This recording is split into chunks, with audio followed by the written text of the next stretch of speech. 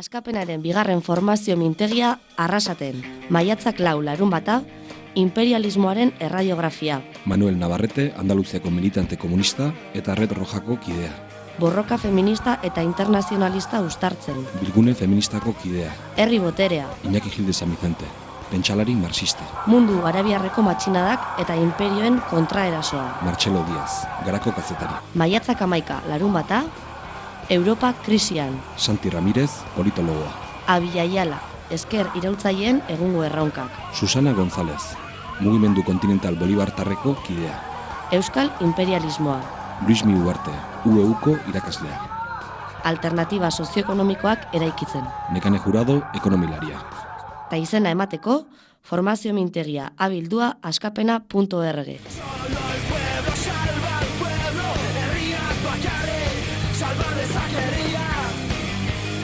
Salvar esa querida.